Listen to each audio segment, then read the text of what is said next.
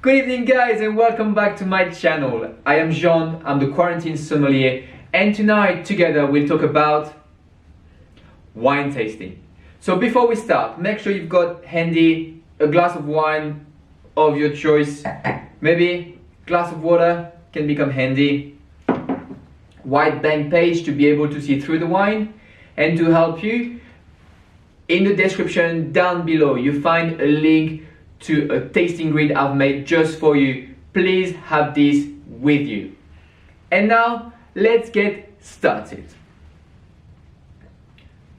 When it comes to wine tasting, there is 4 aspects of the wine we need to cover. The first one would be the eyes. What does a wine looks like? And then you go the nose. What does the wine smells like? And then of course the most interesting part for us, the palate. What does a wine taste like? And to finish, the 4th part is the structure of the wine. What is the backbone of the wine? Technique goes as is. For the sight, first thing we need to assess is what type of wine it is. Is it a white, red or rosé? It sounds a bit obvious, but hey, we need to start somewhere. Then we need to assess the concentration of the wine. Is it a pale wine or is it a deep colored wine? Following by, what is the color of the wine?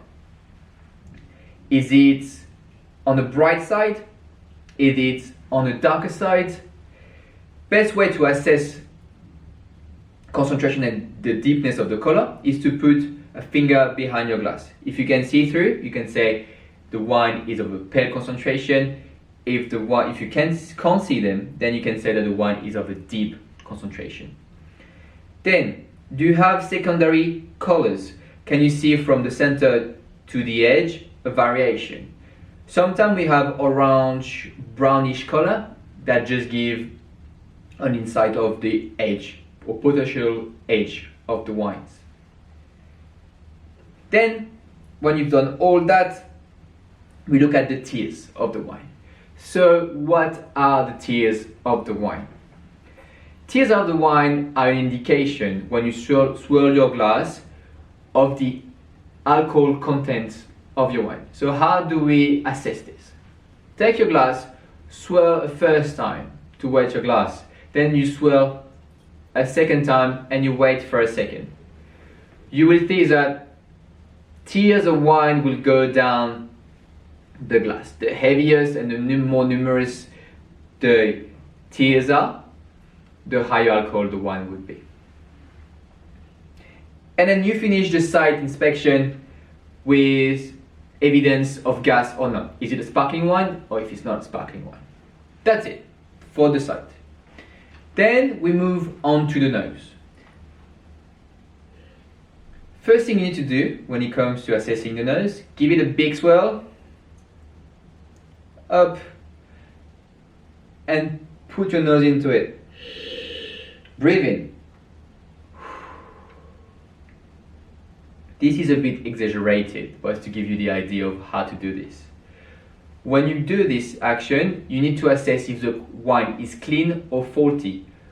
Is the wine corked or oxidized? What is a corked wine? A corked wine is when you smell the wine, you have these flavors of soggy or rotten cardboard or even like used and wet socks.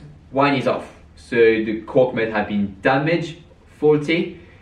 Throw the wine away, use it in a sauce or send it back to the person you bought it from and ask for a refund straight away. It is harmful, however we don't recommend you guys to drink it. Assuming the wine is clean, let's keep on going with the tasting. You smell it. What is the feel when you smell the wine? Is it just very discreet, polite wine, or is it like a very intense wine in terms of flavor? You need to assess this. Once you've done this, let's get into what is in the wine. Fruit. Okay, you need to give an average of 3 different fruit flavors you find in the wine and 3 non-fruit flavors. We don't need to go more than that. Less than that would be like a bit, say, unconventional or maybe even boring. Let's try to get 3 of each. Then, once you've got the 3 fruits, you need to talk about the condition of the fruit. Just say, for instance, in this one, I can smell raspberries. Are these raspberries tart, underripe, ripe, overripe, cooked, or even jammy? The idea of trying to guess what are the conditions of the fruit would take us to a region and a style of wine, definitely. Then once you've got this, you go straight away to non-fruit characters. Non-fruit characters could be first herbals, flowers, vegetables. Then there could be minerals, could be slate flavor, chalk, limestone. It could be earth flavor. It could be such as compost, forest floor, mushroom. And then after that, we try to find the evidence of oak in a wine. The evidence of oak in a wine would be characterized by flavors like vanilla, sweet spices, coconut, toast, etc., etc., etc. This is it for the nose. You're more than welcome to go back a few times in the wine to try to look for it. Yeah? Now, the third part, the palate. When it comes to tasting wine for the first time, and again here, it will look like a bit exaggerated, but is it just for the sake of doing the tasting? You will sip a bit of wine and swirl it all around your mouth, cheeks, at the front in between your lips and your teeth, and all over your tongue, and you're going to swallow the wine like this.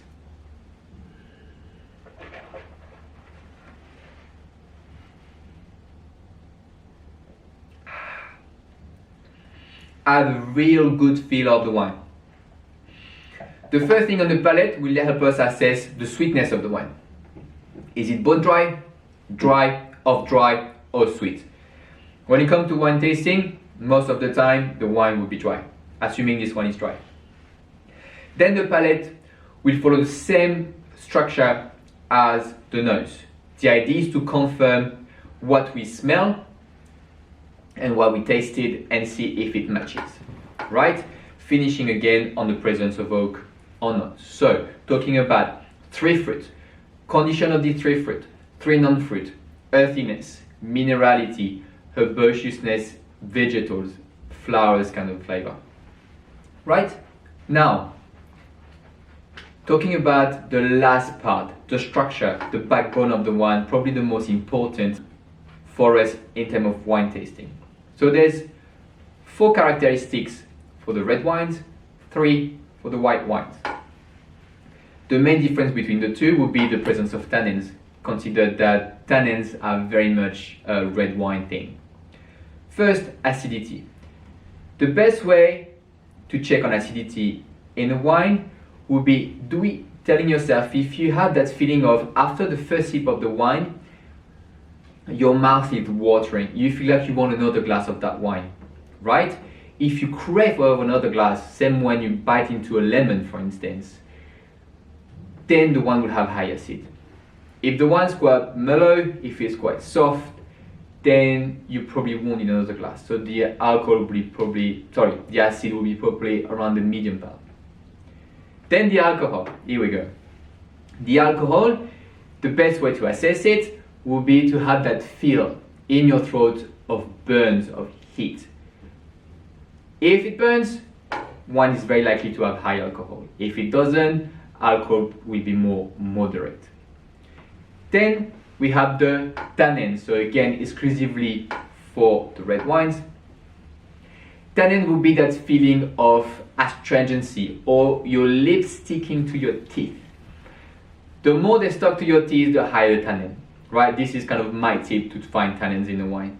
So if the wine's smooth, go all around, there's no astringency, then the tannins will be low. However, if it's the opposite, if it grips in your mouth, then tannins will be high. And the last one is the body of the wine. We often hear at the restaurant, this is a full body wine, this is a low body wine, medium body wine. What does that mean? The body of the wine is a general feeling of the wine in your mouth. It is smooth, delicate, elegant in your mouth, or is it bold, rich, mouth-filling wine? In that case, it will be a full body wine. If it's more on the delicate side, then it will be a medium or moderate bodied wine. Right? Then, once we've got the structure, we've got a big and nice draft of that wine. This is what we could use to do fruit pairing. Professional sommeliers that will now start in a blind tasting to guess the region of the wine, where it's coming from, what kind of grape, what kind of maybe of vineyard sometimes, what kind of vintage.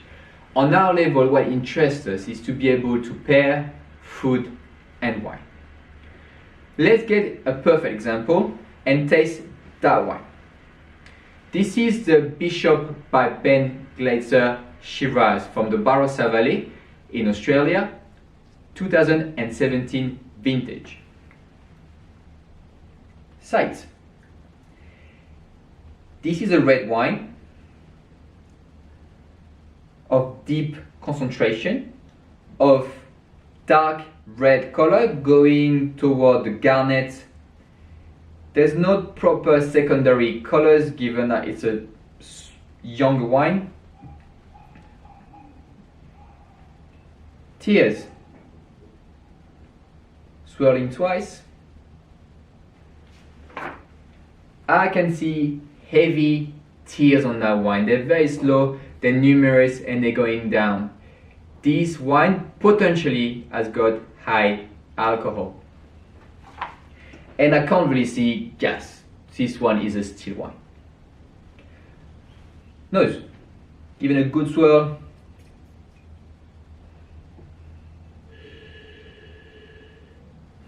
This one is clean. I can't smell this ugly, rotten cardboard kind of flavor. Primary aromas. My three fruits. First, I've got this lovely dark cherry kind of a flavor, lovely raspberry, and then smaller fruit that comes out, such as cassis, currant. Here you go. 3 to 4 fruits. What is the condition of these fruits? The nose is very sweet, so I can assume that they're very overcooked or even like jammy flavor of this fruit. Very sweet flavor on the nose. Now, do I find secondary aromas? Something very obvious that pops up in my nose is this black pepper flavor to the wine. This spiciness of the pepper. Then we've got obvious as well leather flavor. Leather, saddlewood kind of a flavor. And maybe for a third one, I would say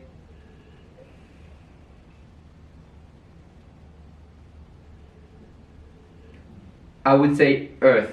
It's like forest floor, like compost kind of a flavor. As well, we have these sweet spices kind of flavor, such as vanilla, that give us a hint on the potential presence of oak in the wine. This is my assessment for the nose. Now, the palate.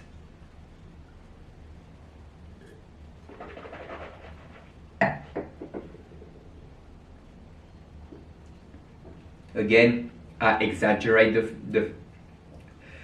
the swirling just to give you an indication on how everything needs to go. So the wine is definitely a dry wine.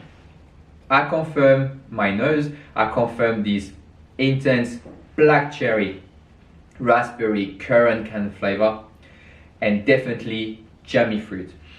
I confirm as well the vanilla, so the oak presence, definitely oak presence in there. Black pepper, which is dominant for me as a non-fruit, and the leather flavor with the forest floor flavor.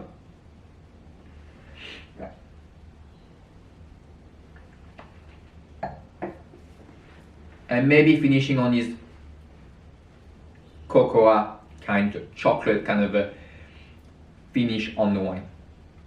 Now my structure.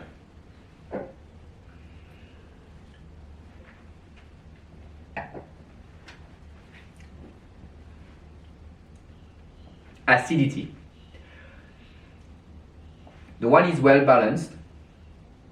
However, I don't have this feeling of biting into a lemon, of this very strong mouth-watering.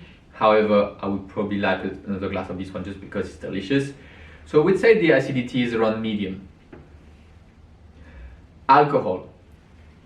When the wine goes down my throat, I definitely feel that burn, that heat.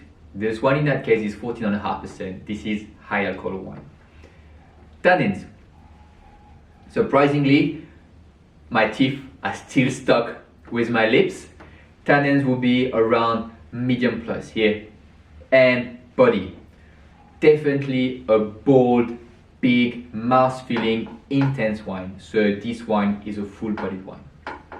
And you've got my assessment. Now I know what it is about the wine. Let's take a guess on the wine pairing with the food. I've got rich wine, plenty of tannin, plenty of alcohol, plenty of jammy fruit. I would see definitely a slow cooked piece of lamb, like a slow cooked lamb shoulder for 7 hours, just say for instance. Lovely roasted potato and vegetable, gravy on top, house-made gravy, and of course with the wine, that'll be an absolute pleasure to taste. Look guys, I really hope you find this video interesting. My passion, my interest about the wine is to be able to talk simply about the wine and to share that with you. I hope you find it informative and you'll be able to do it again at home. Please let me know if you have any questions. Until then, à bientôt, merci and santé!